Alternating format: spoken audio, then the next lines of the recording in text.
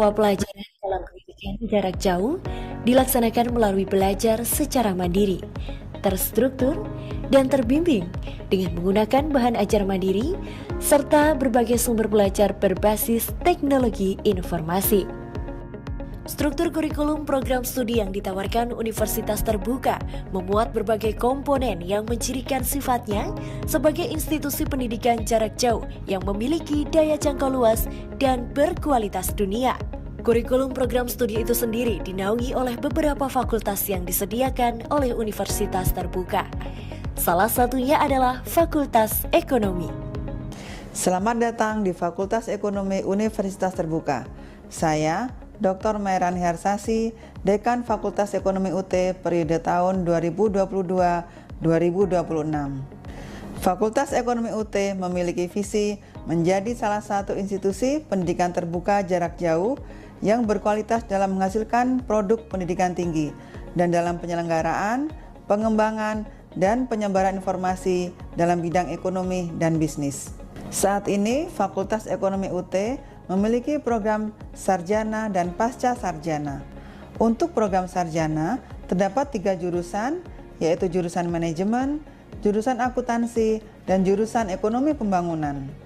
Jurusan manajemen memiliki 2 program studi, yaitu program studi manajemen yang telah terakreditasi A oleh Ban PT dan program studi pariwisata yang telah terakreditasi B. Jurusan akuntansi memiliki 2 program studi, yaitu program studi akuntansi yang juga telah terakreditasi A oleh Ban PT dan program studi akuntansi keuangan publik yang telah terakreditasi B oleh Ban PT. Sedangkan untuk jurusan ekonomi pembangunan memiliki 2 program studi, yaitu program studi ekonomi pembangunan yang juga telah terakreditasi A oleh Ban PT dan program studi ekonomi syariah yang terakreditasi B oleh Ban PT. Kami juga menyelenggarakan program pasca sarjana yang terdiri dari program Magister Manajemen dan program Doktor Ilmu Manajemen. Universitas Terbuka sudah mengabdi dengan turut merealisasikan visi pemerintah, yaitu pemerataan pembangunan pendidikan tinggi bagi seluruh masyarakat Indonesia. Ingin meraih pendidikan tinggi berkualitas? Ayo bergabung bersama Fakultas Ekonomi Universitas Terbuka. Saat ini Fakultas Ekonomi Universitas Terbuka memiliki jumlah mahasiswa sebanyak 85.050 mahasiswa yang tersebar di seluruh penjuru Indonesia dan luar negeri. Sebagai bentuk nyata dalam mewujudkan untuk semua dan mendorong wajib sampai kuliah, Universitas Terbuka telah melakukan berbagai terobosan sehingga mampu beradaptasi di era kebiasaan baru agar dapat mencetak lulusan berkarakter dan berdaya saing global dengan memanfaatkan teknologi terkini. Berbagai fasilitas belajar, baik yang sinkronus maupun yang asinkronus, dikembangkan dengan melibatkan pakar-pakar teknologi pendidikan dan media di tanah air. UT terus berupaya membangun sumber daya manusia yang unggul melalui digital learning ecosystem. Universitas Terbuka, making higher education open to all. Study S1 Economy Sharia at Universitas Terbuka was established on January 5, 2017, based on the decree of the Minister of Research, Technology and Higher Education of the Republic of Indonesia. The learning process in the undergraduate program in Sharia Economics is conducted by nationally certified lecturers. Several lecturers also hold certificates of expertise at both national and international levels. The curriculum of the Sharia Economics undergraduate program is designed by involving the business and industrial sectors, associations, expert practitioners from the halal industry, and academics both domestically and internationally, such as the Association of Indonesian Islamic Economics Study Program. The undergraduate program in Sharia Economics provides students with learning experiences beyond the campus through several programs, including the Program of Freedom of Learning Independent Campus, MBKM, and participation in online courses offered by foreign universities through the Indonesia Cyber Education Institute, ICE Institute. Our students also receive mentoring experiences from both national and international academics and practitioners.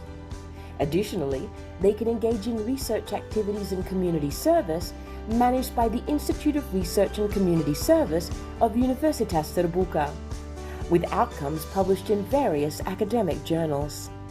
UT is a state university, PTN, with flexible online lectures that can be conducted anywhere and any time.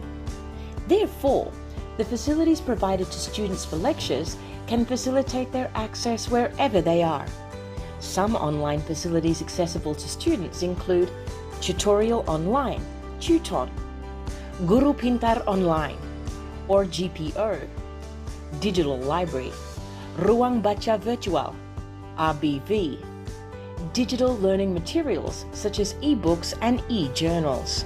Additionally, synchronous tutorials are also provided in the form of tutorial berbasis web, TuWeb, e-lecturing, and video conferences, ViCon. The undergraduate program in Sharia Economics at Universitas Terbuka focuses on deep principles and concepts regarding Islamic economics, both on a micro and macro level. Islamic financial management, Sharia accounting, Islamic banking, and entrepreneurship within an Islamic context. The graduates of the Sharia Economics program at Universitas Terbuka acquire a range of soft skills, including Islamic ethics and morality, language proficiency and communication skills, problem-solving abilities, collaboration skills, independence, discipline, and accountability. As for hard skills, graduates can analyze issues in Sharia economics within both micro and macro contexts.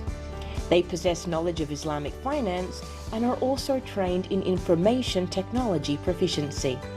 The graduates of Sharia Economics program at Universitas Terbuka have promising career prospects in various fields, including Sharia financing analysts, investment management staff and Sharia portfolio analysts, funding and financing account officers, preparation and analysis of Sharia financial reports, financial consultants, human resources in Sharia financial institutions, human resources in Sharia social financial institutions, entrepreneurships with Islamic values. The Sharia Economic Study program at Universitas Terbuka always supports the success of its students, guiding economics with ethics.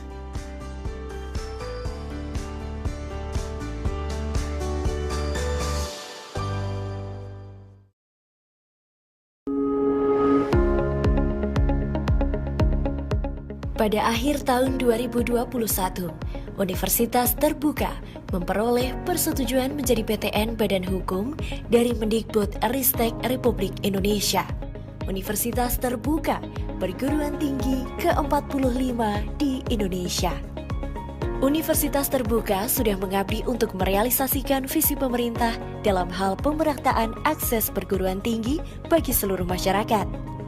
Dengan demikian, UT ikut serta meningkatkan daya tampung perguruan tinggi negeri dengan jangkauan layanan di 515 kabupaten kota dan layanan di lebih dari 50 negara. UT memiliki 39 kantor unit program pelajar jarak jauh atau UPPJJ dan 1 pusat layanan untuk mahasiswa luar negeri.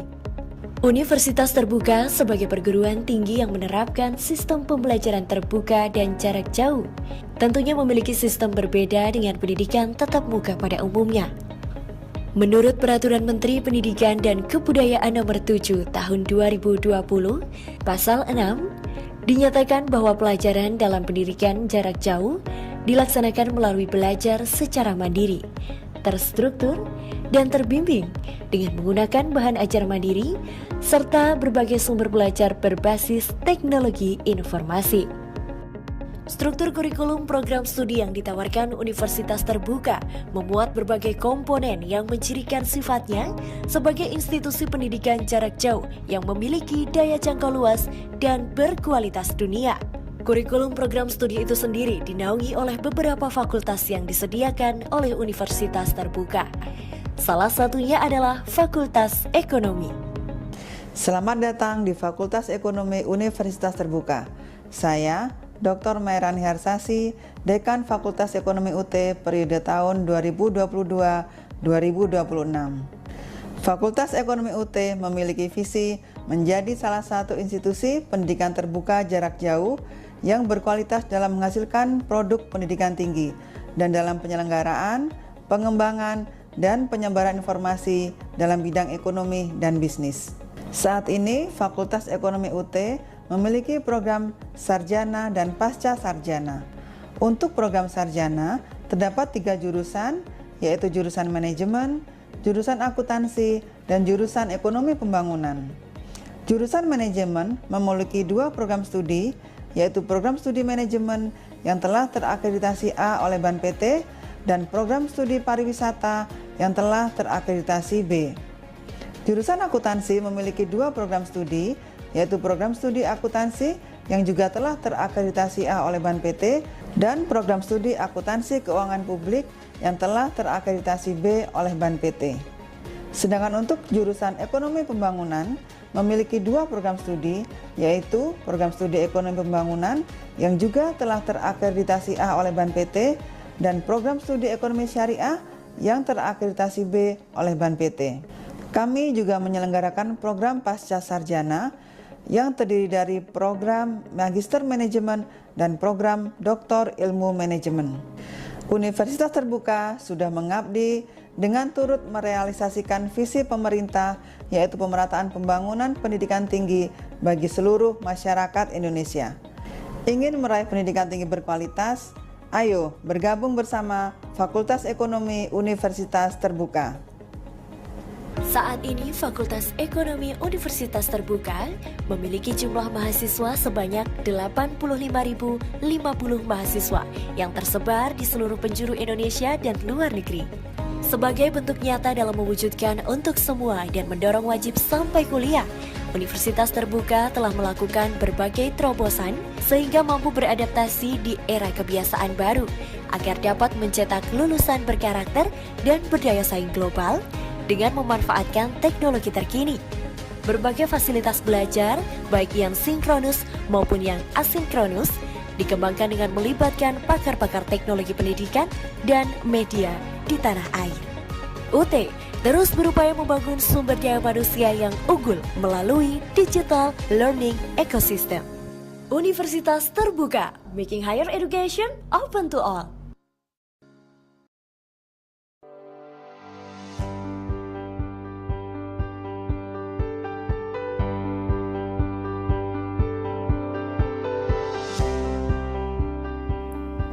The undergraduate program in Sharia Economics, Program Study S1 Economy Sharia, at Universitas Terbuka was established on January 5, 2017, based on the decree of the Minister of Research, Technology and Higher Education of the Republic of Indonesia. The learning process in the undergraduate program in Sharia Economics is conducted by nationally certified lecturers.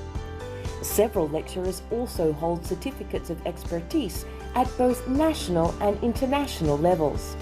The curriculum of the Sharia Economics undergraduate program is designed by involving the business and industrial sectors, associations, expert practitioners from the halal industry, and academics both domestically and internationally, such as the Association of Indonesian Islamic Economic Study Program.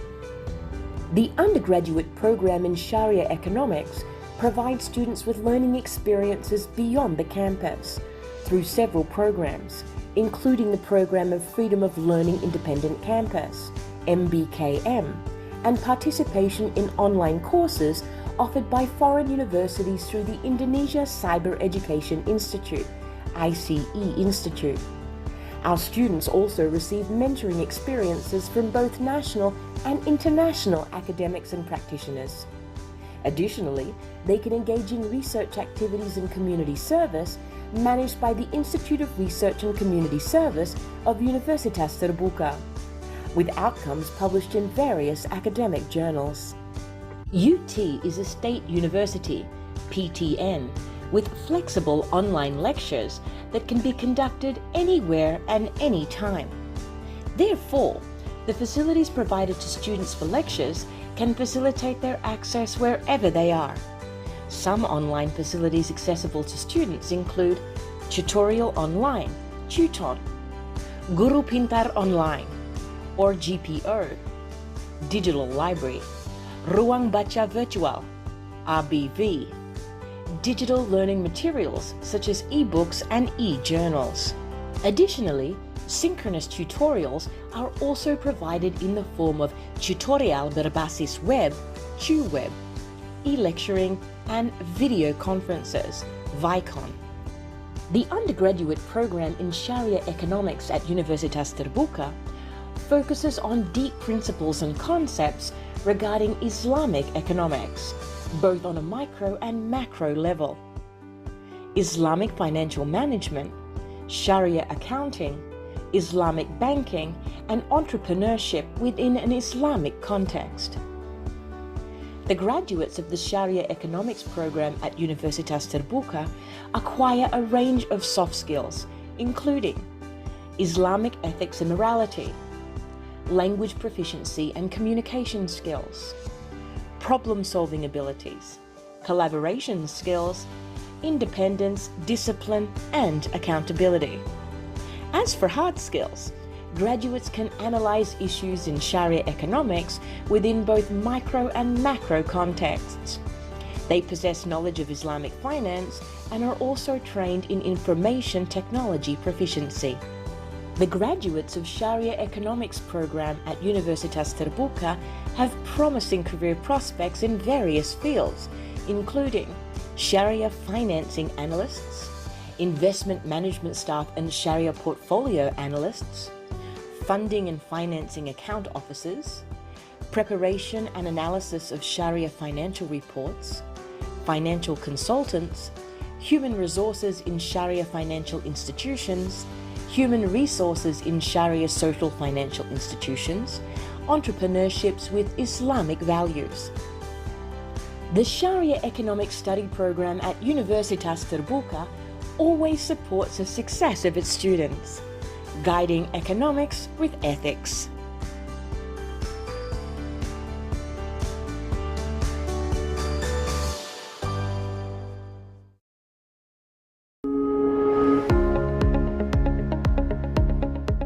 Pada akhir tahun 2021, Universitas Terbuka memperoleh persetujuan menjadi PTN Badan Hukum dari Mendikbud-Ristek Republik Indonesia. Universitas Terbuka perguruan tinggi ke-45 di Indonesia. Universitas Terbuka sudah mengabdi untuk merealisasikan visi pemerintah dalam hal pemerataan akses perguruan tinggi bagi seluruh masyarakat. Dengan demikian, UT ikut serta meningkatkan daya tampung perguruan tinggi negeri dengan jangkauan layanan di 515 kabupaten kota dan layanan di lebih dari 50 negara. UT memiliki 39 kantor unit program belajar jarak jauh atau UPBJJ dan 1 pusat layanan untuk mahasiswa luar negeri. Universitas Terbuka sebagai perguruan tinggi yang menerapkan sistem pembelajaran terbuka dan jarak jauh, tentunya memiliki sistem berbeda dengan pendidikan tatap muka pada umumnya. Menurut Peraturan Menteri Pendidikan dan Kebudayaan Nomor 7 Tahun 2020, Pasal 6, dinyatakan bahwa pelajaran dalam pendidikan jarak jauh dilaksanakan melalui belajar secara mandiri, terstruktur, dan terbimbing dengan menggunakan bahan ajar mandiri serta berbagai sumber belajar berbasis teknologi informasi. Struktur kurikulum program studi yang ditawarkan Universitas Terbuka memuat berbagai komponen yang mencirikan sifatnya sebagai institusi pendidikan jarak jauh yang memiliki daya jangkau luas dan berkualitas dunia. Kurikulum program studi itu sendiri dinaungi oleh beberapa fakultas yang disediakan oleh Universitas Terbuka. Salah satunya adalah Fakultas Ekonomi. Selamat datang di Fakultas Ekonomi Universitas Terbuka. Saya Dr. Mairani Harsasi, Dekan Fakultas Ekonomi UT periode tahun 2022-2026. Fakultas Ekonomi UT memiliki visi menjadi salah satu institusi pendidikan terbuka jarak jauh yang berkualitas dalam menghasilkan produk pendidikan tinggi dan dalam penyelenggaraan, pengembangan, dan penyebaran informasi dalam bidang ekonomi dan bisnis. Saat ini, Fakultas Ekonomi UT memiliki program sarjana dan pasca sarjana. Untuk program sarjana, terdapat 3 jurusan, yaitu jurusan manajemen, jurusan akuntansi, dan jurusan ekonomi pembangunan. Jurusan manajemen memiliki 2 program studi, yaitu program studi manajemen yang telah terakreditasi A oleh Ban PT dan program studi pariwisata yang telah terakreditasi B. Jurusan akuntansi memiliki 2 program studi, yaitu program studi akuntansi yang juga telah terakreditasi A oleh Ban PT dan program studi akuntansi keuangan publik yang telah terakreditasi B oleh Ban PT. Sedangkan untuk jurusan ekonomi pembangunan memiliki 2 program studi, yaitu program studi ekonomi pembangunan yang juga telah terakreditasi A oleh Ban PT dan program studi ekonomi syariah yang terakreditasi B oleh Ban PT. Kami juga menyelenggarakan program pasca sarjana yang terdiri dari program Magister Manajemen dan program Doktor Ilmu Manajemen. Universitas Terbuka sudah mengabdi dengan turut merealisasikan visi pemerintah, yaitu pemerataan pembangunan pendidikan tinggi bagi seluruh masyarakat Indonesia. Ingin meraih pendidikan tinggi berkualitas? Ayo bergabung bersama Fakultas Ekonomi Universitas Terbuka. Saat ini Fakultas Ekonomi Universitas Terbuka memiliki jumlah mahasiswa sebanyak 85.050 mahasiswa yang tersebar di seluruh penjuru Indonesia dan luar negeri. Sebagai bentuk nyata dalam mewujudkan untuk semua dan mendorong wajib sampai kuliah, Universitas Terbuka telah melakukan berbagai terobosan sehingga mampu beradaptasi di era kebiasaan baru agar dapat mencetak lulusan berkarakter dan berdaya saing global dengan memanfaatkan teknologi terkini. Berbagai fasilitas belajar, baik yang sinkronus maupun yang asinkronus, dikembangkan dengan melibatkan pakar-pakar teknologi pendidikan dan media di tanah air. UT terus berupaya membangun sumber daya manusia yang unggul melalui digital learning ecosystem. Universitas Terbuka, making higher education open to all.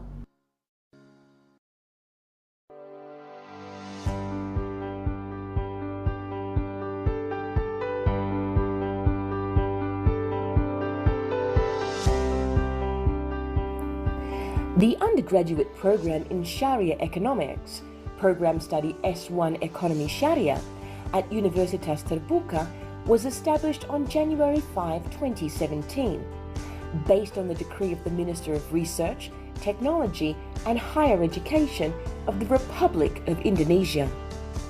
The learning process in the undergraduate program in Sharia Economics is conducted by nationally certified lecturers. Several lecturers also hold certificates of expertise at both national and international levels. The curriculum of the Sharia Economics undergraduate program is designed by involving the business and industrial sectors, associations, expert practitioners from the halal industry, and academics both domestically and internationally, such as the Association of Indonesian Islamic Economics Study Program. The undergraduate program in Sharia Economics provides students with learning experiences beyond the campus through several programs, including the program of Freedom of Learning Independent Campus, MBKM, and participation in online courses offered by foreign universities through the Indonesia Cyber Education Institute, ICE Institute. Our students also receive mentoring experiences from both national and international academics and practitioners. Additionally, they can engage in research activities and community service managed by the Institute of Research and Community Service of Universitas Terbuka, with outcomes published in various academic journals. UT is a state university, PTN, with flexible online lectures that can be conducted anywhere and anytime. Therefore, the facilities provided to students for lectures can facilitate their access wherever they are. Some online facilities accessible to students include Tutorial Online, Tuton, Guru Pintar Online, or GPO, Digital Library, Ruang Baca Virtual, RBV, digital learning materials such as e-books and e-journals. Additionally, synchronous tutorials are also provided in the form of tutorial berbasis web, TuWeb, e-lecturing, and video conferences, Vicon. The undergraduate program in Sharia Economics at Universitas Terbuka focuses on deep principles and concepts regarding Islamic economics, both on a micro and macro level. Islamic financial management, Sharia accounting, Islamic banking, and entrepreneurship within an Islamic context. The graduates of the Sharia Economics program at Universitas Terbuka acquire a range of soft skills, including Islamic ethics and morality, language proficiency and communication skills, problem-solving abilities, collaboration skills, independence, discipline, and accountability. As for hard skills, graduates can analyze issues in Sharia economics within both micro and macro contexts. They possess knowledge of Islamic finance and are also trained in information technology proficiency. The graduates of Sharia Economics program at Universitas Terbuka have promising career prospects in various fields, including Sharia financing analysts, investment management staff and Sharia portfolio analysts, funding and financing account officers, preparation and analysis of Sharia financial reports, financial consultants, human resources in Sharia financial institutions, human resources in Sharia social financial institutions, entrepreneurships with Islamic values. The Sharia Economic Study Program at Universitas Terbuka always supports the success of its students, guiding economics with ethics.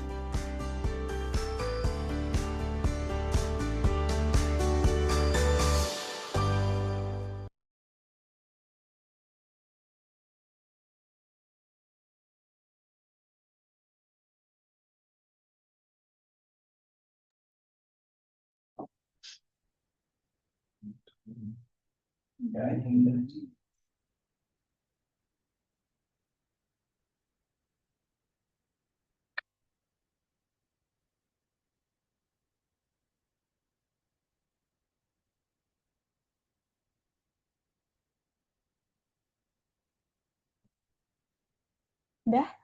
Oke, kita mulai ya. Assalamualaikum warahmatullahi wabarakatuh. Bismillahirrahmanirrahim. Salam sehat, salam semangat, dan salam ekonomi syariah untuk semuanya. Terima kasih teman-teman yang sudah menyempatkan waktunya untuk hadir di agenda kita hari ini, ya, Exyar Talk yang kedua. Acara hari ini diselenggarakan oleh Program Studi Ekonomi Syariah Universitas Terbuka, ya teman-teman semua. Jadi teman-teman diharapkan bisa terus join dan stay tune di acara Exyar Talk hari ini dan Exyar Talk selanjutnya. Oke. Perkenalkan, saya Dian Sugiyarti. Mudah-mudahan teman-teman semua mahasiswa program studi ekonomi syariah tentunya sudah pernah melihat saya, ya. Alhamdulillah kalau sudah pernah mengenal saya. Saya adalah dosen program studi ekonomi syariah. Biasanya saya mengampu mata kuliah perbankan umum syariah, manajemen perbankan syariah, manajemen sumber daya insani, dan juga karya ilmiah. Oke. Pada hari ini saya akan jadi moderator di acara Exyar Talk yang kedua ini dengan tema yang sangat menarik dan sangat relate, ya, relevan dengan kehidupan kita hari ini. Temanya adalah waspada, jerat halus pinjol dan judol. Oke. Biasanya kita mulai dengan berpantun dulu supaya lebih ceria ya teman-teman semua ya. Saya punya pantun nih yang berkaitan dengan acara kita hari ini. Dibantu cakepnya ya. Bilang cakepnya ke pantun, jangan ke saya, oke? Oke, jalan ke kampus naik kereta. Duduk manis sambil baca berita. Asik. Pinjol dan judol makin merajalela. Jangan sampai iman kita tergoda, oke? Mantap. Seru ya, seru aja ya pokoknya ya. Oke, nah teman-teman semua, zaman sekarang sangat marak sekali ya pinjol dan judol ya, karena adanya kemudahan digital ya. Nah, justru dengan maraknya pinjol dan judol ini, dengan kemudahan-kemudahan digital yang ada, banyak jebakan-jebakan yang kelihatannya manis ya, hanya manis sesaat saja gitu. Tapi ternyata pinjol dan judol ini adalah salah satu financial toxic ya. Jadi manisnya cuma di depan aja, manisnya cuma kemudahan-kemudahan persyaratannya aja, tapi ternyata di belakang kita akan terjerat ya, terjerat seperti terjerat apa ya? Ya pokoknya terjerat, terbelenggu gitu ya, yang susah sekali dilepaskan gitu. Nah, makanya hari ini kita akan membahas ya tema mengenai pinjol dan judol yang akan disampaikan, tentunya yang akan kita akan dicerahkan ya sama narasumber kita nih yang kece banget. Ya, perkenalkan narasumber kita, namanya Ibu Irfanunisa Hartanti ya. Beliau adalah rekan saya, dosen prodi ekonomi syariah juga ya. Mudah-mudahan teman-teman bisa mengenal beliau lebih jauh lagi ya, tentunya di acara Exiar Talk kali ini. Oke, tanpa berpanjang kalamnya, tanpa mikir lebih jauh lagi nih, supaya nggak banyak lagi yang terjerat ya teman-teman. Baiknya kita mulai saja acara kita kali ini ya. Bu, panggilannya Bu Anis. Oke, teman-teman semua bisa memanggil beliau dengan panggilan Bu Anis ya. Bu Irfa juga bisa. Bu Irfa juga bisa ya. Oke, nah beliau akan mengupas tuntas ya mengenai pinjol dan judol ini dari sisi syariah, dari sisi sosial ya, dan psikologis ya Bu. Ya bisa juga dari sisi psikologis ya. Bagaimana nanti psikologis kita semua kalau kita terjerat pinjol dan judol. Oke, baiknya kita mulai dari pertanyaan yang beredar di masyarakat dulu ya Bu Anis ya.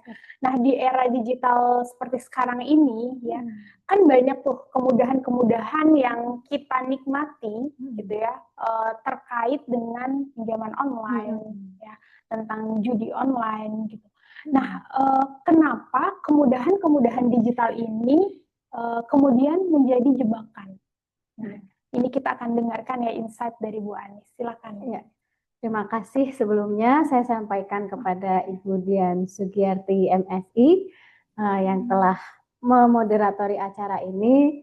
Beliau adalah senior saya dan sebenarnya saya yang berguru pada Bu Dian ini, seorang dosen viral beberapa waktu lalu ya. Dosen viral sesaat ya.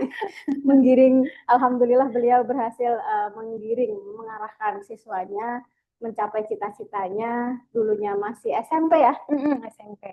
Bercita-cita ingin menjadi pilot dan alhamdulillah beberapa waktu yang lalu Bu Dian ini naik pesawat dan dipiloti oleh siswa SMP-nya dulu, Masya Allah. Masya Allah.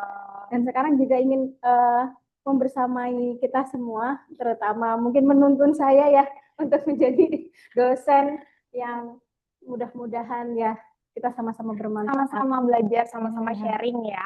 Benar. Nah, di acara pagi hari ini temanya itu tadi ya, waspada jerat halus pinjaman online dan judi online. Tadi pertanyaannya kenapa kok dengan kemudahan digital terus seolah-olah itu menawarkan kemudahan, keindahan, ternyata itu menjadi sebuah jeratan.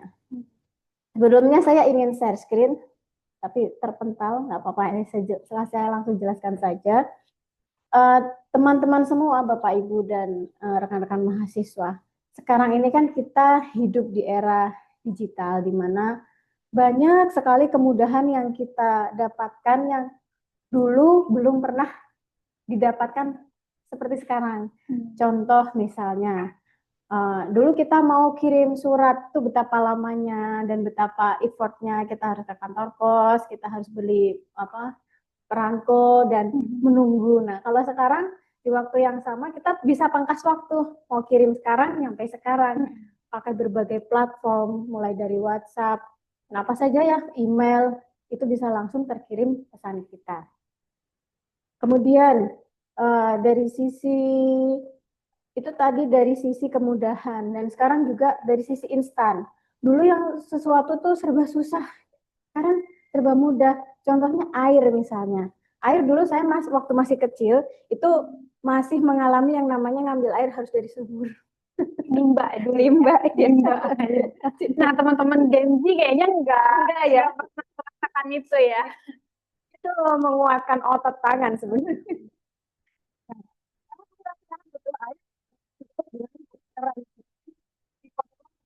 Dengan pakai sensor air sudah bisa keluar. Nah, itu tuh digital yang ditawarkan, kemudian keindahan-keindahannya itu memang sih membawa banyak manfaat, kemudahan bagi kita, dan juga kita jadi enak gitu, apa-apa jadi berkurang tenaga yang harus kita keluarkan. Ya, akan tetapi perlu diwaspadai, apakah benar dengan segala kemudahan itu terus kita larut, hanyut, dan oke lah nggak usah mikir, ikut enaknya aja gitu kan, tidak. Nah, termasuk pinjaman online dan judi online ini. Awalnya sih kita itu tidak terasa ya diiming-imingi dengan segala kemudahannya, dengan segala keinstanannya. Tapi hati-hati, ternyata ada kesengsaraan setelah itu. Apa sih gitu ya? Apa sih? Ya banyak ya. Kita lanjut aja ngobrol dulu. Oke, jadi di era digital tadi ya banyak kemudahan, kemudian berakhir gitu ya menjadi jebakan gitu ya. Intinya ya teman-teman semua, dengan adanya kemudahan-kemudahan tadi, termasuk kemudahan digital, ya, kita jangan terlena ya.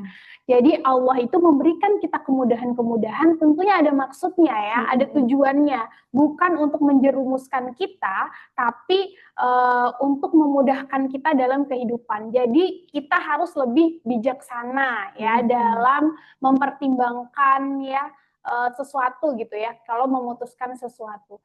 Nah, bicara mengenai jebakan ya, mengenai jerat tadi kan, ternyata pinjol sama judol ini bisa menjadi jeratan bagi kita ya, bisa jadi belenggu untuk kita. Nah, Bu Anis mungkin bisa menjelaskan apa yang dimaksud dengan jeratan halus nih. Kenapa pakai kata-kata halus gitu kan? Kalau misalnya kita udah terjerat gitu kan, ya udah berarti kan kita nggak bisa lepas. Tapi kenapa pinjol dan judol ini kemudian diistilahkan halus? Jadi jeratan halusnya. Jadi kenapa disebut halus? Karena kadang-kadang nggak terasa teman-teman. Contoh nih, tiba-tiba di handphone kita ada notifikasi gitu. Anda butuh dana gitu. Bunga ringan hanya 0,00003. Wah, ringan ini, hampir nggak ada bunganya gitu.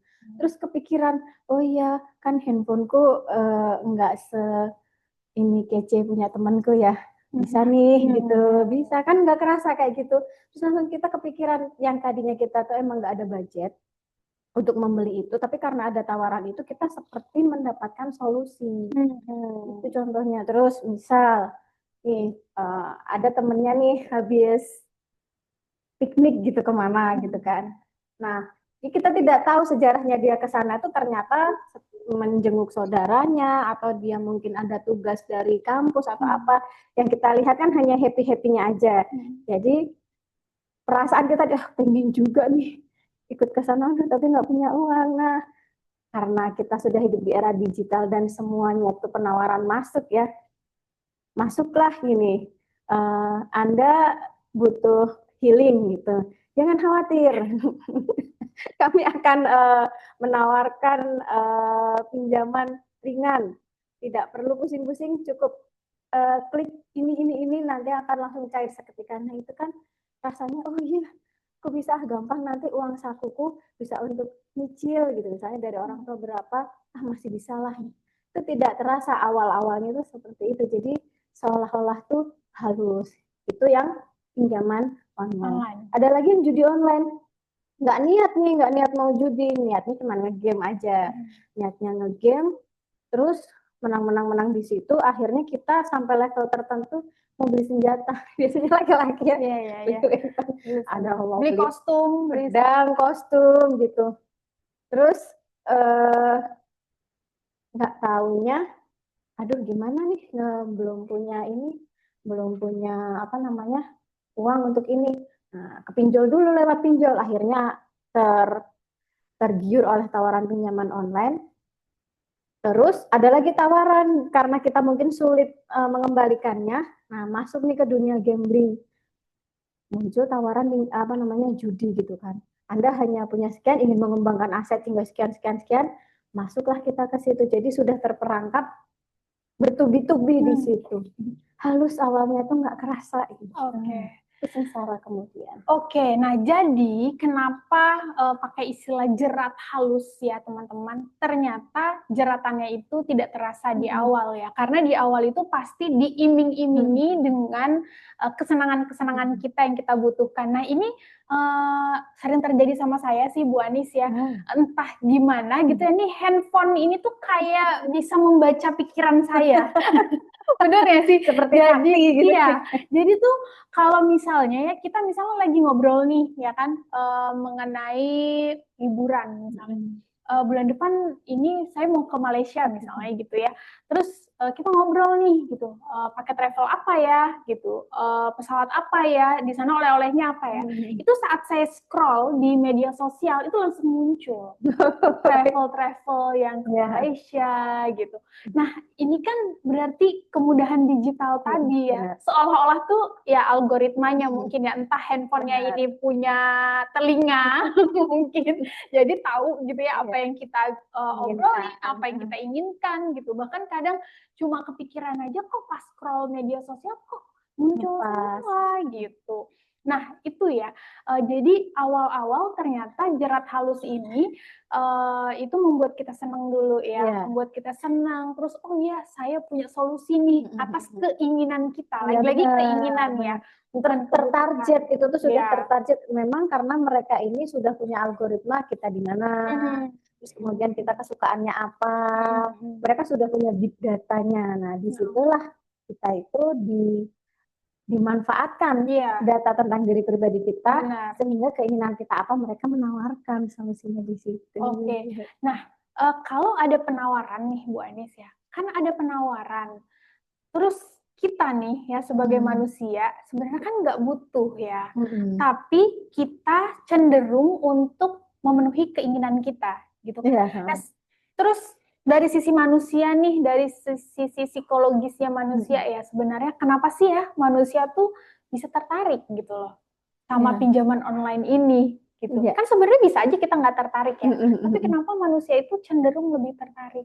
Itu karena kecanggihan digital, karena dia sudah tertarget. Jadi iklan di handphone Budian itu pasti berbeda dengan iklan di handphone saya. Benar. Bahkan iklan di handphone Budian berbeda dengan iklan di handphone suami. Oh iya. Coba deh sekali-kali teman-teman cek, mungkin yang sudah punya pasangan atau punya kakak adik. Kalau yang handphonenya itu handphone punya laki-laki, iklannya tuh pasti wanita di situ.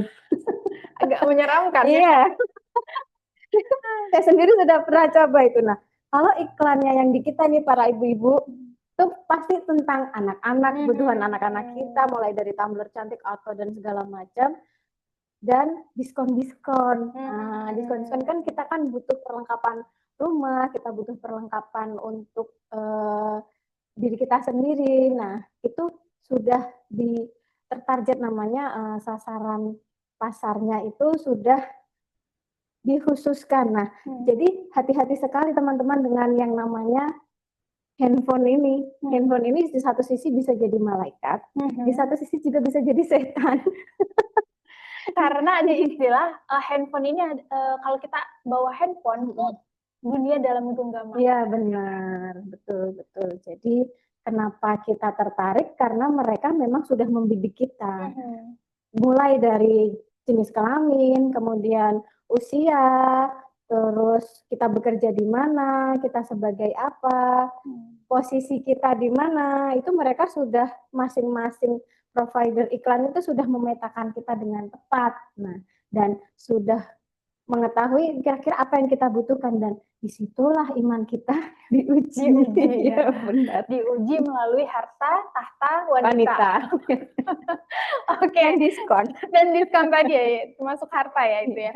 Oke, tadi kita udah diskusi ya tentang bagaimana pinjol itu sangat menggoda ya, kemudian pinjol itu ternyata menjerat gitu ya. Nah, masuk sekarang ke sisi ekonomi syariah nih ya. Dari segi ekonomi syariahnya kita sebagai manusia yang sebagai muslim lah ya, sebagai muslim dan orang-orang yang beretika gitu, yang beretika baik, bagaimana cara bijak kita itu untuk menyikapi tawaran-tawaran pinjol dan judol itu. Ya. Seperti yang sudah saya tayangkan di slide ya, kita sebagai seorang muslim tentunya itu perlu sebuah kebijaksanaan untuk menyikapi dunia yang fana ini dengan segala hingar-bingarnya dan dengan segala pernak-pernik keindahannya. Yang pertama, kita perlu merenungkan, misal ada tawaran gitu kan, dan itu memang kita inginkan loh. Kalau kita nggak inginkan kan kita nggak usah mikir, nggak butuh. Tapi itu tawarannya, masalahnya sudah tertarget ke kita dan mereka tahu, big data ini tahu apa yang kita inginkan, kita perlukan sekarang gitu. Tapi jangan terburu-buru untuk memutuskan, berhenti dulu dan berpikir apakah kita itu memang benar-benar perlu itu atau sekedar itu hanya keinginan saja. Terus dipertimbangkan lagi, karena itu tuh nanti fasilitasnya adalah dana dari pinjaman yang berbunga. Kita perlu mikir, benar nggak nih kalau nanti saya pakai ini, oke lah kebutuhan saya akan terpenuhi sekarang. Saya senang sekarang, tapi bukannya nanti kedepannya saya juga susah untuk mikirin bayarnya ya, sengsara kemudian. Apalagi pinjol itu identik dengan waktu temponya itu singkat, terus kemudian bunga berbunga, yang akhirnya bahkan teman saya ada Bu Dian, dia hutang itu hanya 2 juta, dalam waktu tempo 1 tahun dia harus mengembalikan 40 juta. Gitu. 1 tahun doang, 1 tahun saja dari 2 juta menjadi 40 juta, dan dia merahasiakan itu dari keluarganya. Tapi ketika sudah menjadi bom waktu, menangislah, itu dari mana mau membayar, padahal awalnya hanya untuk kebutuhan singkat aja, hanya 2 juta, tapi 40 juta itu kan sudah masuk ke fase sengsara kemudian. Jadi sengsara loh, iya sih sekarang senang tapi besok tuh loh susah gitu. Jadi hanya kesenangan sesaat ya, hanya kenikmatan sesaat. Oke teman-teman, saya coba praktikkan nih ya yang Bu Anis tadi sampaikan ya. Jadi teman-teman, kalau dapat tawaran pinjol ya, yang harus dilakukan berhenti sejenak ya, bernafas dulu ya, tarik nafas dulu, terus sambil baca Bismillahirrahmanirrahim, kalau perlu baca ta'awuz ya, a'udzubillahi minasyaitonirrajim gitu. Jadi minta dilindungi ya dari godaan syaitan gitu kan. Nah kemudian teman-teman berpikir secara logika ya, secara logik ya, apakah saya akan menerima tawaran ini, apakah saya membutuhkannya, karena prinsip ekonomi itu kita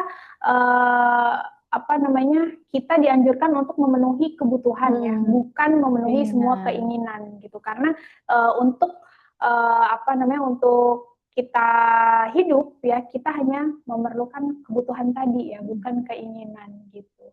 Ya jadi teman-teman banyak-banyak berdoa ya sama Allah gitu, minta dilindungi, minta disehatkan akalnya gitu, dan minta diredam hawa nafsunya gitu ya, karena kadang-kadang ya kita terbawa hawa nafsu itu.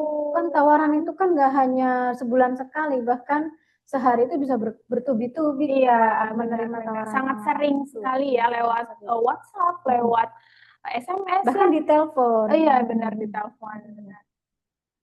Padahal kita tidak pernah apply sesuatu gitu ya, tapi ditelepon, halo saya dari cepat gitu, dari cepat. Jadi gitu. Mereka itu tidak menunggu bola, mereka itu mengejar bola, dan bola itu kita. Bukan cuma menjemput bola ya, tapi mengejar bola. Oke, nah dari tadi kan kita sudah berbicara mengenai pinjol, judol, terus penyebabnya ya, tawaran-tawarannya.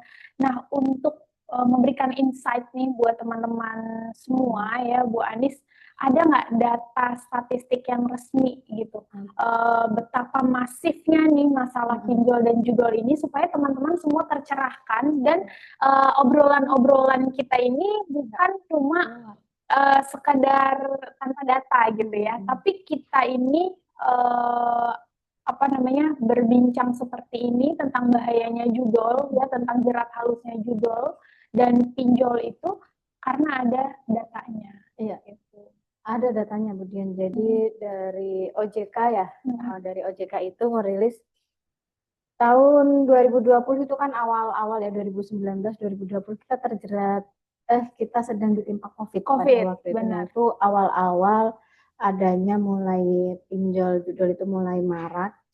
Itu pengguna pinjaman online pada tahun itu sekitar di atas 8 juta, di atas 9 hampir 10 juta pengguna di Indonesia ya, di seluruh provinsi.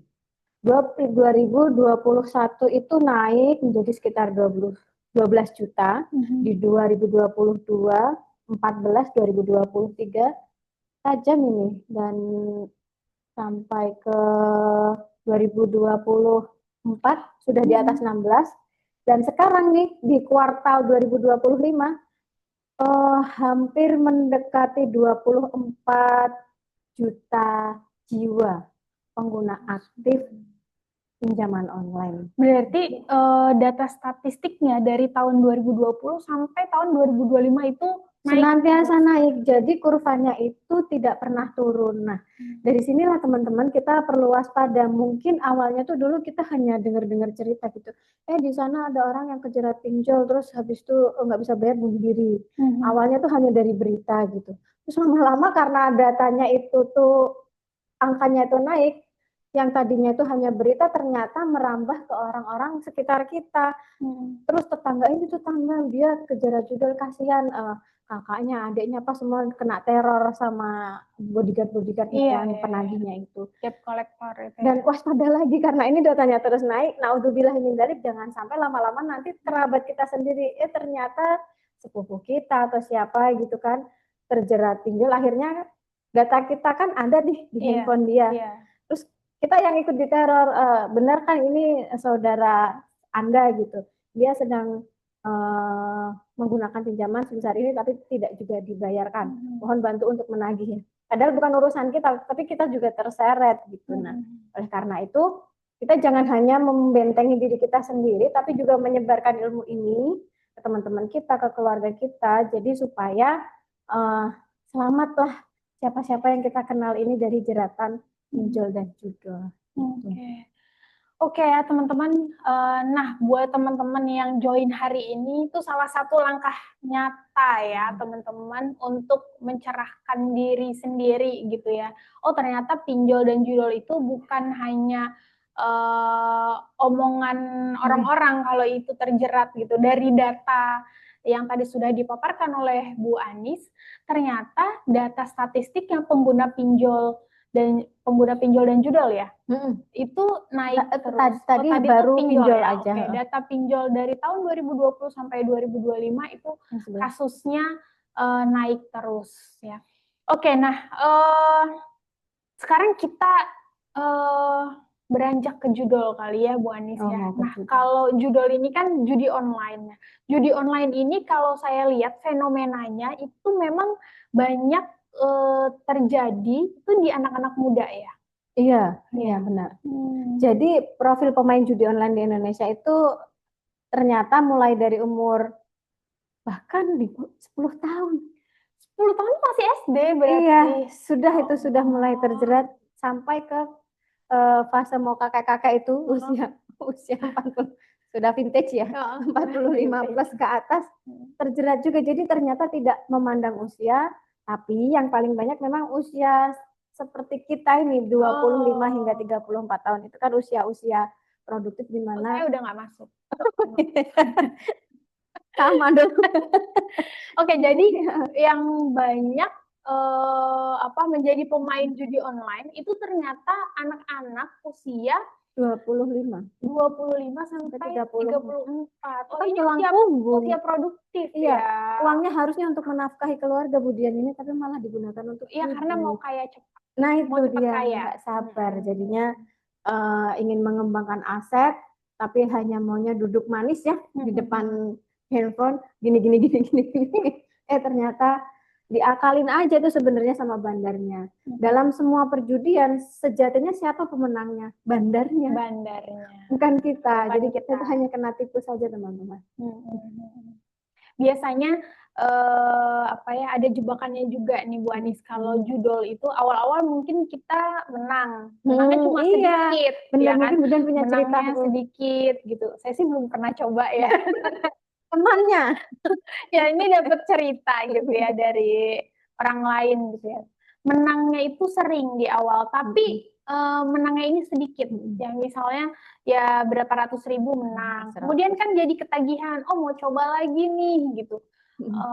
Saat sudah besar ya, itu malah kalah gitu kan. Nah, jangan-jangan uang yang dijudolkan ini hasil dari pinjol tadi ya kan. Jadi kan double ya. Iya, double jeratannya Jatuh gitu. tertimpa tangga. Iya, jadi teman-teman selain pinjol ya ternyata judol itu menjadi ancaman besar bagi kita ya di era kemudahan digital ini ya. Jadi kita sangat perlu berhati-hati gitu. Nah, kalau tadi kita sudah berbicara mengenai dampak pinjol tadi ya. Pinjol itu kan di awal dia mudah, kemudian untuk memenuhi keinginan-keinginan yang fana, yang sesaat aja gitu. Kemudian di akhir yang pinjamnya tadi 5 juta dalam waktu setahun bisa jadi 40 juta gitu. Nah, kalau bicara mengenai judol, itu dampak terbesarnya tuh apa, Bu Anis? Jadi ada dampak psikologis dan ada dampak sosial ya. Kalau dampak psikologisnya ini berdasarkan penelitian oleh Van Blite, Ozaka dan kawan-kawannya dari Universitas Atmajaya Yogyakarta. Jadi ini bukan ngarang, ini berdasarkan riset juga bahwa ditemukan tingginya tingkat stres, kecemasan dan depresi pada korban-korban pinjaman online, terutama yang disebabkan oleh kenapa stres? Karena metode penagihannya yang agresif, teror digital, kemudian ancaman verbal, tekanan psikologis, seperti itu. Pinjolnya itu kadang-kadang ya juga gara-gara tadi judol itu. Iya. Itu. Oke, nah berarti ya selain dari dampak dampak psikologis ya. Tadi ada dampak sosialnya juga ya untuk pinjol dan judol tadi ya. Jadi teman-teman semua ternyata pinjol dan judol itu dampaknya luar biasa bagi kita ya sampai berakhir bunuh diri. Bunuh diri, benar. Sampai berakhir bunuh diri. Nah, kalau kita sering dengar nih kabar bunuh diri yang banyak terjadi itu kan di Korea Selatan ya. Nah, di Indonesia ini sekarang itu lebih sering lagi kita dengar ya, itu sangat memprihatinkan ya untuk kita ya teman-teman semua ya. Jangan sampai kita terjebak ya dan memiliki ciri-ciri dampak psikologis ini ya. Jadi kalau ada yang stres, kecemasan tinggi, depresi, jangan-jangan susah tidur. Jangan-jangan karena mikirin karena terjerat pinjol dan judol tadi ya. Hati-hati ya teman-teman ya. Oke. Ada lagi Bu Anis? Dari pinjol dan judol ini tuh sebenarnya kita tergiring untuk meningkatkan konsumtivisme. Jadi yang tadinya itu kita tuh nggak ngerasa butuh, kita terbiasa nggak menggunakan itu, gara-gara ada fasilitas ini nih, terus kita jadi merasa uang kita lebih banyak gitu. Akhirnya kita cenderung lebih konsumtif, cenderung lebih boros, dan cenderung lebih kurang memikirkan nantinya yang dipikirkan hanya sekarang aja. Nah, dari situ akibatnya apa? Pola konsumsi berlebihan, kemudian ketergantungan finansial jangka panjang. Akhirnya apa? Kesulitan ekonomi, bukan kesulitan ekonomi pribadi, karena keluarga juga terdampak juga. Kemudian kerentanan sosial, kan orang yang kalau lagi depresi gitu otomatis sensi bawaannya ya. Kami teman-temannya yang jadi kena mudi-mudian ya dia. Tapi dia tidak mengutarakan dia kenapa tuh Nah, malu, malu malu ya. kan seperti itu. Akhirnya gangguan fungsi keluarga ya, gangguan fungsi pribadinya dia sendiri, sehingga itu tadi banyak yang bunuh diri. Oke, nah kalau kita dengar tadi ya pemaparan dari Bu Anis, teman-teman ya, dampak-dampaknya tuh luar biasa ya. Nah, salah satunya tadi kan ada peningkatan konsumtif ya, secara perilaku ya manusia yang terjerat pinjaman online atau judi online ya, dia memiliki perilaku konsumtif. Ya. Nah, ini hmm, bagaimana ya Islam memandang konsumtif ini tadi ya, atau memandang perilaku meminjam online dan judi online ini, Bu Anis? Ya, seperti kita sudah ketahui bersama ya teman-teman, di sini banyak teman-teman ekonomi syariah juga, eh, bahwa riba itu kan haram. Ya saya yakin teman-teman di sini sudah tahu semua, kita juga sudah tahu, akan tetapi kadang tuh kita sering terlena atau lalai gitu. Karena mungkin kita berpikir, ah saya kepepet gitu. Ah saya kepepet, terus nggak apa-apa, dosa dikit nanti minta ampun sama Allah. Karena kepepet jadi menghalalkan segala cara ya. Memanfaatkan fasilitas Allah kan maha pengampun gitu. Nah, Atau dia mikir setiap ada SMS atau WhatsApp, oh ya Allah terima kasih. Ini ada jalan yang kalau jadi juga kan? ya bisa Pikirnya juga kayak salah padahal itu ada. melihat sejauh mana sih kita itu menaati peraturannya, sejauh mana kita menghindari larangannya, dan perlu diingat-ingat dan perlu ditanamkan di dalam hati, dan perlu kita sebarkan ke orang lain bahwa riba itu haram hukumnya dan dosanya besar. Ya. Dosa riba itu kan yang paling kecil aja kan setara dengan menzinai ibu kandung. Zina sendiri itu kan sudah naudzubillah min dzalik gitu kan, menjijikan, dan itu sangat besar. Untuk menebus dosa itu kalau dalam Islam hukumnya rajam ya, rajam di yang mengerikan kalau menurut saya. Itu dosanya masih yang teringan dari dosa riba, apalagi yang riba yang udah menjadi habit, kemudian kita udah nggak kerasa dosa dan kita ngerasa nanti gampang Allah ampun. Jangan seperti itu. Ya belum tentu juga. Allah itu memang maha pengampun, tapi Allah juga maha menghitung, ya, maha membalas.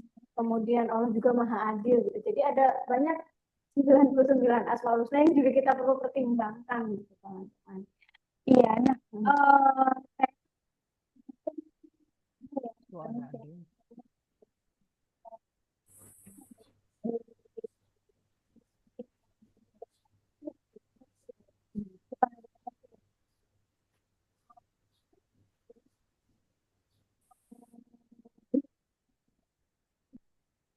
Seratus persen ya di kehidupan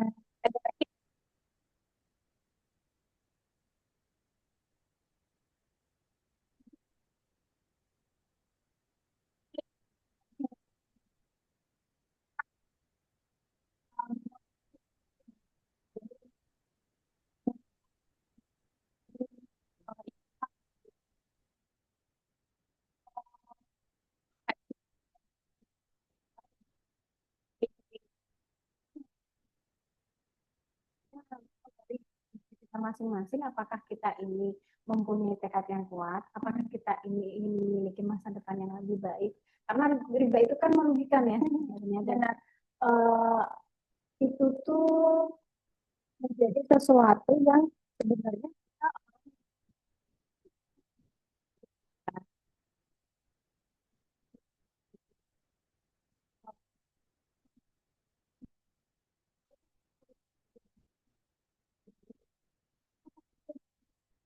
jadi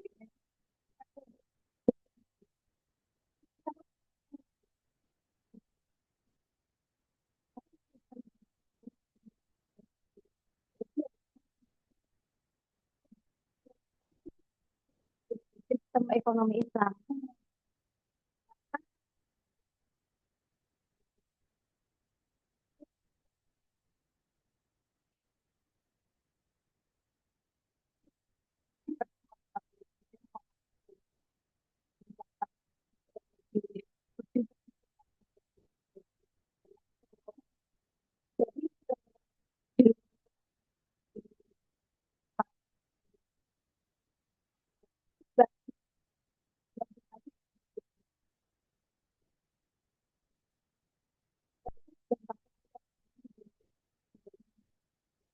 Oke, nah salah satu cara kita untuk menghindari riba itu ya dengan menjauhi pinjol dan judul ini, ya kan salah satunya gitu ya teman-teman. Oke, nah sebenarnya ya kalau boleh ya kita ulas sedikit lagi nih tentang riba nih Bu Anissa. Jadi sebenarnya kenapa riba ini apa ya diharamkan gitu? Karena Apa bahaya riba sebenarnya? karena kalau dari sudut Islam ya, riba itu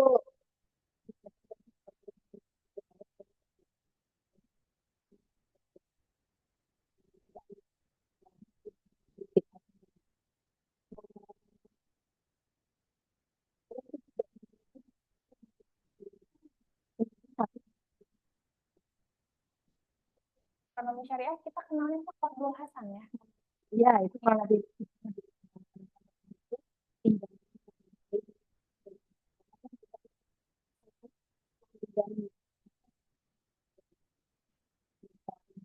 itu kalau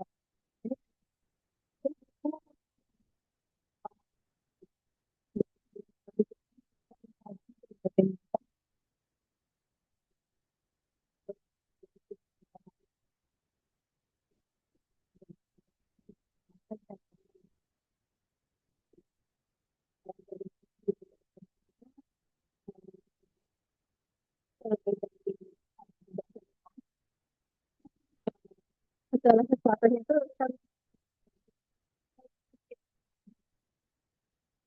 Allah itu memperingatkan kita di Al-Quran. Jadi orang orang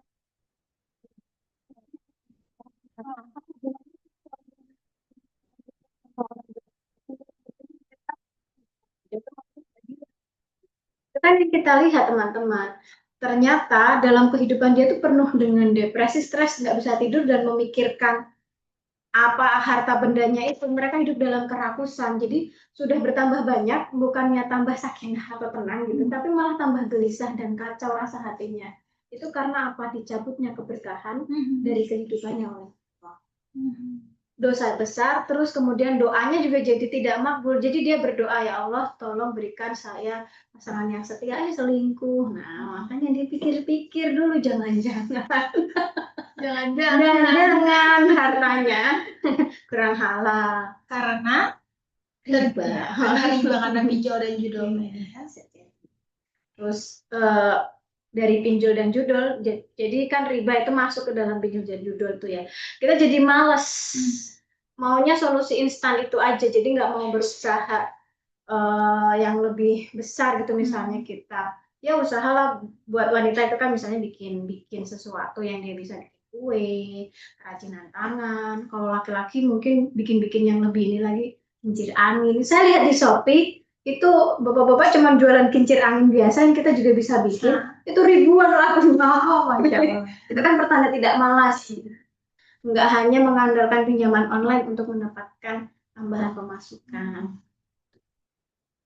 Oke, nah kita bisa lebih hati-hati lagi ya teman-teman ya, karena ternyata larangan ribanya ya, larangan riba ini berkaitan dengan larangan pinjol dan judul. Tadi itu sudah ada larangannya dari Allah. Kemudian kita udah tahu nih pinjol sama judul itu efeknya, dampaknya itu seperti apa gitu kan. Tadi kalau diistilahkan ya orang yang memakan riba tadi ya, itu kan seperti orang gila yang kerasukan gitu kan, karena sehari-harinya ya udah mikirin gimana caranya besok bisa bayar cicilan pinjol itu gitu, karena pinjol itu bunga berbunga ya kan. Kalau misalnya bulan ini nggak dibayar maka dia berbunga lagi ya kan. Buktinya tadi cerita dari Bu Anis ya, dari 5 juta bisa jadi 40 juta gitu. Nah ya kan 35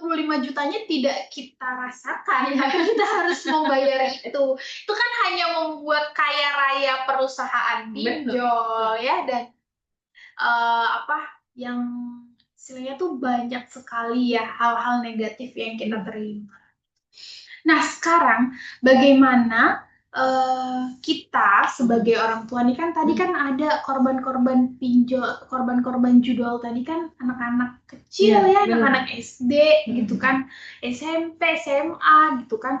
Nah, gimana peran kita sebagai orang tua atau sebagai kakak nih gitu untuk mengingatkan gitu lingkungan sekitar kita supaya kita tidak terjerat pinjol dan judol. Ya. Bagaimana slide yang sudah saya tayangkan, peran kita ya sebagai orang tua atau kita sebagai kakak, kita sebagai saudara itu kita perlu mengawasi penggunaan teknologi di dalam keluarga. Jadi jangan benar-benar dilepas, apalagi terhadap anak usia 10 tahun ke bawah itu kan mereka kan masih polos ya sebenarnya.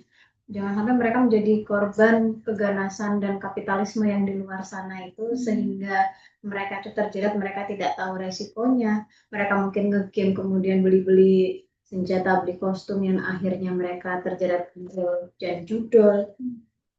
Itu yang pertama. Dan yang kedua, kita perlu mengajarkan manajemen keuangan syariah sejak dini kepada mereka.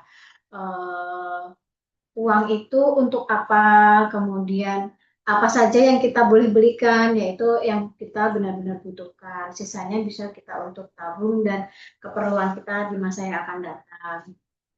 Terus kemudian kita sebagai orang tua, sebagai kakak juga bisa memberikan teladan bahwa kebutuhan kita itu akan terpenuhi oleh rezeki. Nah, rezeki itu harus dicari dengan cara yang halal, yang thayyib, kemudian benar-benar berdaya juang gitu, berjuang untuk memperoleh rezeki yang halal, jangan asal saja. Ya sama-sama kejahatan, mencuri, menjambret. Nah, kalau itu membahayakan nyawa orang. Nah, kalau pinjol dan judol ini membahayakan diri, psikologis kita dan juga keluarga. Kemudian kita sebagai orang tua juga perlu membuka komunikasi terbuka dengan keluarga kita. Hati-hati ya, kalau kita ada cerita ya diceritakan supaya lebih aware lagi keluarga kita, supaya lebih sadar dan kita manfaatkan waktu bersama keluarga itu nggak hanya dengan masing-masing pegang HP sendiri-sendiri, tapi ya ceritalah cerita bahwa saya mendengarkan ini loh Bu, mendengarkan ini Pak, Dek, semuanya gitu. Maka hati-hatilah. Nah, kalau kita sebagai remaja seperti apa gitu ya? Kita pertama, pilihlah lingkungan pertemanan yang sehat dan positif. Jangan pilih teman-teman yang suka flexing. Nanti kita itu, aduh, barang dia pengen jadinya. Terus kita nggak pede gitu. Kita tidak bersyukur dengan apa yang kita punya. Kita menginginkan barang milik teman sehingga memicu kita untuk pinjol. Nah, hindari pertemanan yang seperti itu toksik. Lebih baik kita aktif di kemudaan masjid. Kita juga bisa mengembangkan keterampilan kita untuk memperoleh penghasilan yang halal. Sekali lagi saya cerita lagi di Shopee, ada bapak-bapak juga yang jual batu satu kali. Kemudian daun-daunan yang kita anggap itu tidak berguna ternyata itu bisa buat obat. Ada saja yang beli. Sepanjang kita mau berusaha dan bergerak, di situ tuh ada pintu-pintu rezeki Allah yang Dan tentunya kalau kita mau berusahanya dengan cara yang halal, itu Allah tuh dengan mudah kasih kita kesempatan, kasih kita solusi gitu ya. Itu tadi kita mengejar keberkahan ya teman-teman semua. Jadi jangan cuma memikirkan solusi secara duniawi saja, tapi kita juga pikirkan bagaimana akibatnya di akhirat. Betul. Nah, saya juga mau berbagi pengalaman nih Bu Anis. Jadi ada cerita gitu ya dari tetangga saya, dia ini pernah terjerat pinjol, ya. Kan kalau misalnya kita ikut pinjol, kebetulan saya pernah coba, saya memang pernah coba dengan tujuan supaya saya tahu cari info. Iya, cari info. Terus bagaimana sih proses dari pinjol ini? Memang sangat cepat ya. Jadi prosesnya itu kita hanya mengisi aplikasi ya secara digital lewat HP, kemudian foto ya kan, foto selfie dengan KTP gitu. Nah, kemudian kita bisa pilih termin waktunya ya, jatuh temponya itu setiap ya, dan cicilannya berapa besarnya. Nah, kemudian berarti kan KTP kita tuh sudah terekam ya Bu. Nah, kalau KTP kita sudah terekam di situ ya, ternyata saat kita mencari pekerjaan itu terlihat ada yang namanya slip. BI. Nah, di slik BI itu terlihat tuh kita punya cicilan itu di mana aja, termasuk pinjol. Itu. Nah, perusahaan-perusahaan di era sekarang ya banyak yang melihat portofolio jadi salah satu pertimbangan. Jadi salah satu pertimbangan untuk perusahaan. Nih, kalau ada calon karyawannya yang ternyata punya rekam jejak yang merah gitu di slik BI-nya, itu tidak akan diterima. Sayang sekali ya. Jadi kalau teman-teman udah terlanjur ya punya ya terjerat pinjol tadi, kalau ada rezeki segera dilunasi dan bertobatlah ya sama Allah ya. Gitu ya teman-teman. Ini pembicaraan obrolan kita kali ini sangat menarik sekali ya teman-teman semua. Silakan teman-teman semua kalau ada pertanyaan mungkin boleh diajukan ya, boleh secara langsung, boleh juga lewat chat box. Tuh. Silakan teman-teman. Kita bisa diskusi di sini. Iya. Cari jalan keluar di sini.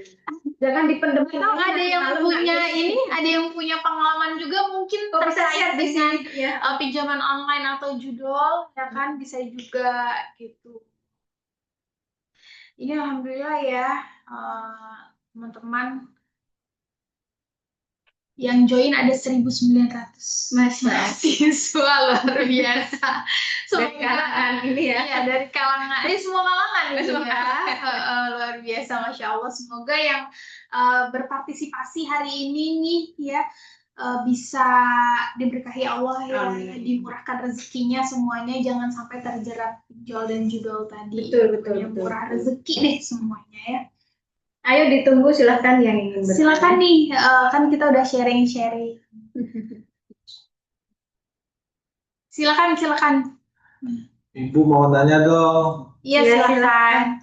Ibu, misal kan namanya pinjaman online itu kan berarti semua yang bentuknya online ya, bisa diakses melalui internet dan mudah intinya. Lalu misalnya kita ini punya sebuah ikhtiar pengen usaha nih. Nah, kira-kira bagaimana supaya kita bisa mendapatkan modal yang baik dan tidak terjerat dengan pinjaman online yang berbahaya, yang lintah darat gitu kan. Mungkin ada tips dan mungkin ada tips juga untuk melunasinya. Misalnya kita punya utang dengan cara yang baik ya Ibu. Misalnya kita punya utang tinggi karena memang tadi ya dengan catatan digunakan untuk usaha. Nah, kira-kira kiat untuk melunasinya supaya bisa lunas tetapi juga tidak mengganggu flow keuangan kita di rumah tangga seperti itu. Terima kasih. Iya, silakan Bu Anis, langsung dijawab. Terima kasih atas pertanyaannya. Jadi bagaimana nih kita mau usaha tapi kita ingin mendapatkan modal itu yang halal dan terbebas dari jeratan pinjaman online dan judul. Alhamdulillah ya, kita ini tinggal di negara yang sudah banyak lembaga-lembaga yang menawarkan bantuan yang sesuai dengan syariah, mulai dari Badan Amil Zakat, kemudian lembaga amil zakat, koperasi syariah, perbankan syariah, itu kita bisa melakukan pendekatan dan pengkajian bagaimana mereka itu menawarkan bantuannya untuk kita. Banyak yang menawarkan skema namanya mudorobah, di mana kita bisa berbagi keuntungan dan berbagi resiko. Ada juga murobahah, jadi mereka yang akan membelikan apa-apa yang kita butuhkan sebagai modal usaha. Nah, nanti seiring dengan berjalannya waktu kita mengerjakan usaha itu, kita bisa membayar dengan cara mengangsung. Tapi itu tadi kan akadnya sudah beda ya, bukan bunga lagi, tapi di sini antara kerjasama usaha atau jual beli barang modal usaha. Jadi berbeda jauh. Wa ahalallahul bai'a wa harrama riba. Kalau jual beli itu Allah halalkan dan yang namanya riba itu Allah haramkan. Kemudian bagaimana cara melunasinya? Oh ya, tadi ada lagi. kita bisa memanfaatkan pertemanan dan persaudaraan. Relasi ya. Relasi. Nah, tapi yang perlu digarisbawahi itu kita juga perlu kesadaran bahwa orang yang kita pinjami itu mungkin juga butuh. Jadi jangan sampai kita tuh berpikir, ah dia kayak ini, ntar aja lah. Nah, ketahuilah bahwa satu malam saja kita menunda membayar, padahal kita mampu, maka sudah tercatat kita satu dosa. Jadi kalau memang sudah mampu segera dilunasi. Kalau teman-teman di sini masih ada yang dari daerah, pasti merasakan. Di kampung-kampung itu kalau mau bangun rumah itu, dia modal dia seadanya berapa, terus dia itu kirim pengumuman ke semua saudara-saudaranya minta disokong. Sokong semen, sokong genteng, sokong tiang, sokong besi dan segalanya. Jadi sifatnya gantian ya. Jadi kalau ada tetangga atau saudara yang bangun rumah juga gantian. Nah, permasalahannya kan nggak semua daerah seperti itu. Kita di kota, saudara-saudara kita sudah nggak kayak gitu lagi. Ya kita bisa bekerja sama dengan lembaga-lembaga yang menawarkan bantuan, tapi secara syariah. Dan di sini kita perlu hati-hati, benar nggak akadnya itu benar-benar sesuai syariah atau tidak. Nah, ini kajian tentang ini panjang loh. Kita lanjut ke poin selanjutnya, yaitu bagaimana cara kita melunasi. Cara kita melunasi tentu dengan cara yang pertama minta bantuan kepada Allah. Wa may yattaqillahu, Allah akan memberikan makhraja. Siapa yang bertakwa kepada Allah, maka Allah akan memberikan jalan keluar. In tansyurullah, yang sehukum barang siapa yang menolong agama Allah, maka Allah juga akan menolong hambanya itu. Jadi jangan hanya kita hidup berpikir untuk memenuhi kebutuhan dan kesenangan kita pribadi.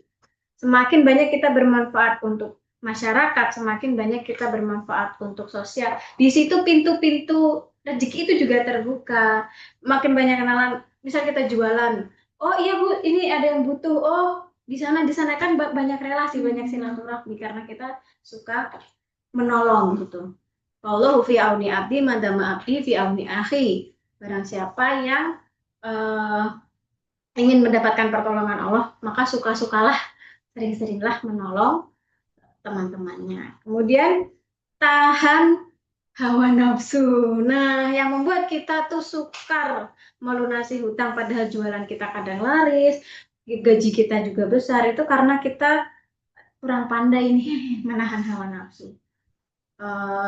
Gemerlapnya barang-barang di sana, keindahan yang ditawarkan itu membuat kita mengambil keputusan tunda bayar hutang, penuhi keinginan. Nah, itu jangan seperti itu.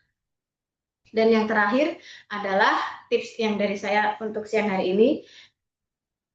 Wasta'inu bisobri wasolah. Dan di sini ini banyak yang sering salah mengartikan.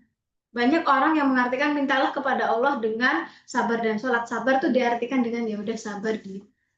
Padahal Allah tidak menyuruh dan mintalah dengan diam dan sholat. Tapi sabar dan sholat, artinya sabar itu apa? Sabar itu tetap berusaha. Sabar dalam berikhtiar. Jadi jangan cuma sekali ikhtiarnya, tapi berkali-kali. Berkali-kali, sebagaimana Siti Hajar itu mencari air itu dengan kesabaran, tapi bukan diam. Lari dari Bukit Sofa ke Marwah berkali-kali sehingga Allah menurunkan makhraja, menurunkan jalan keluar. Seperti itu kiranya jawaban dari saya. Bisa ditambahkan Dian? Ya, jawabannya udah sangat lengkap sekali ya, Bu Anis ya. Atau mungkin kalau teman-teman mau segera dilunasi hutangnya ya, itu ada doanya ya. Kalau yang teman-teman sering dengar ya, doanya itu Allahumma inni a'udzubika minal hammi wal hazan, wa a'udzubika minal ajzi wal kasal, wa a'udzubika minal jubni wal bukhal, wa a'udzubika min qalabatid daini wa qahrir rijal. Artinya itu kita minta sama Allah perlindungan ya dari kebingungan dan kesedihan gitu, dari kelemahan dan kemalasan, kemudian dari ketakutan, dari kekikiran ya, dan yang terakhir berlindung dari lewitan hutang dan tekanan orang-orang ya, tekanan debt collector gitu ya. Jadi gimana caranya supaya kita terhindar dari pinjol, dari judol ya, dari hutang tadi ya teman-teman. Ya caranya kita berikhtiar dulu ya dengan cara yang halal tentunya. Kemudian kita berdoa. Tadi ya, berdoa minta dilindungi sama Allah dari jeratan, dari lilitan hutang. Gitu. Oke, ada lagi nggak pertanyaannya di Zoom? Nggak ada ya? Kita cukupkan aja ya, gitu ya. Oke teman-teman semua, Masya Allah ya, luar biasa sekali sharing kita hari ini ya. Tadi kita udah bahas banyak hal mengenai pinjaman online, mengenai judi online ya. Intinya teman-teman, pinjol dan judol itu banyak sekali kerugiannya ya, bagi bagi psikologis kita, bagi sosial kita gitu. Kalau kita terjerat pinjol, ya terus kita kan harus masukin satu kontak tadi ya, terus kita masukin nih bestie kita misalnya, itu pasti silaturahimnya langsung terputus, gitu langsung rusak gara-gara pinjol ini ya teman-teman. Jadi hindarilah pinjol, hindarilah judol ya, karena sudah ada larangannya ya, larangan menghindari riba tadi. Gitu. Dan tentunya seperti pantun saya ini ya teman-teman, belajar Eksyar penuh makna, cakep. Biar hidup lebih berkah dan bermakna, hindari riba dan judi dunia maya, karena Allah tujuan utama. Jadi segala sesuatu yang kita lakukan, teman-teman semua ya, kita usahakan untuk menanamkan nilai-nilai ilahiyah.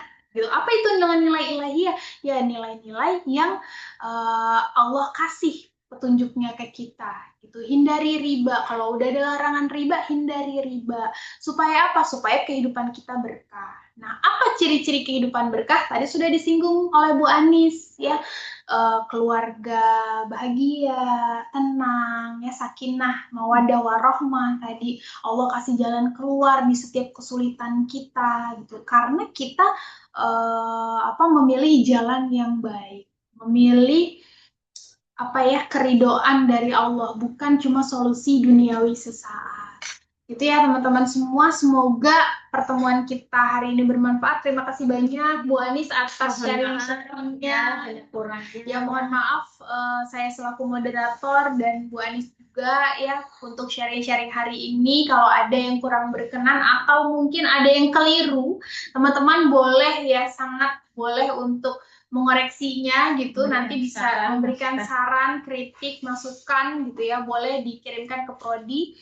Jangan lupa untuk stay tune di Eksyar Talk edisi ketiga selanjutnya. Kemudian kalau mau tahu ya berita-berita terkait dengan Prodi Eksyar, teman-teman bisa follow Instagram Prodi Ekonomi Syariah di eksyar_ut.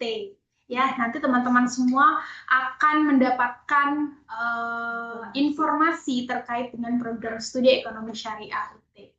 Oke, tetap semangat, tetap waras, teman-teman, tetap jaga kesyariahan diri kita bersama ya, jaga diri, jaga iman, jangan lupa follow ilmu terus, jangan cuma FOMO ya. Oke, kita akhiri dengan hamdalah, alhamdulillahirobbilalamin, wassalamualaikum warahmatullahi wabarakatuh. Sampai jumpa lagi.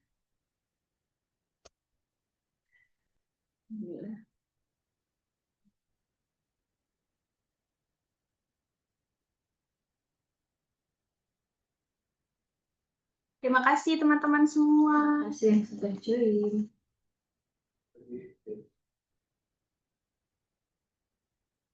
Yang sudah. Terima kasih.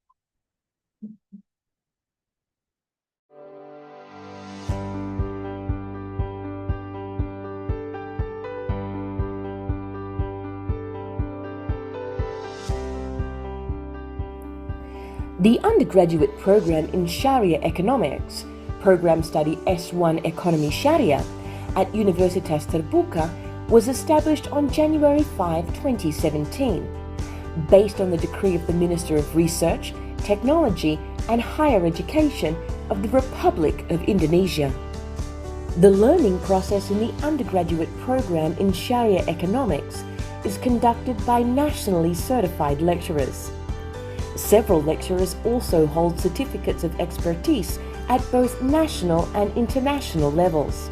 The curriculum of the Sharia Economics undergraduate program is designed by involving the business and industrial sectors, associations, expert practitioners from the halal industry, and academics both domestically and internationally, such as the Association of Indonesian Islamic Economics Study Program. The undergraduate program in Sharia Economics provides students with learning experiences beyond the campus through several programs, including the program of Freedom of Learning Independent Campus, MBKM, and participation in online courses offered by foreign universities through the Indonesia Cyber Education Institute, ICE Institute. Our students also receive mentoring experiences from both national and international academics and practitioners. Additionally, they can engage in research activities and community service managed by the Institute of Research and Community Service of Universitas Terbuka, with outcomes published in various academic journals. UT is a state university, PTN, with flexible online lectures that can be conducted anywhere and any time. Therefore, the facilities provided to students for lectures can facilitate their access wherever they are.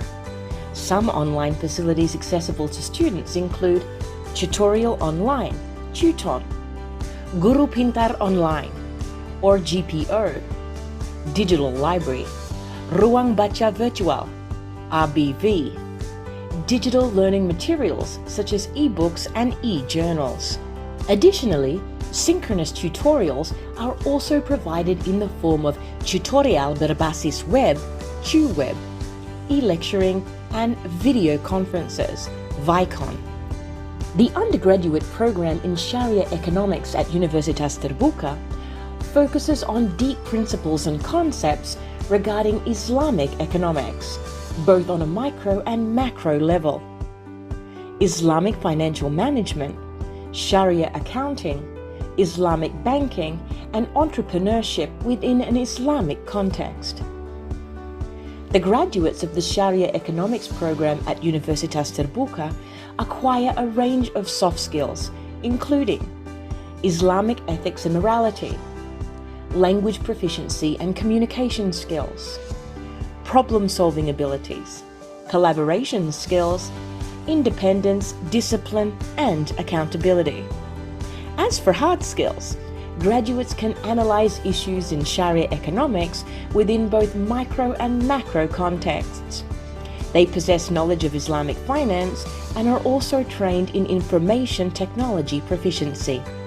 The graduates of Sharia Economics program at Universitas Terbuka have promising career prospects in various fields, including Sharia financing analysts, investment management staff and Sharia portfolio analysts, funding and financing account officers, preparation and analysis of Sharia financial reports, financial consultants, human resources in Sharia financial institutions, human resources in Sharia social financial institutions, entrepreneurships with Islamic values.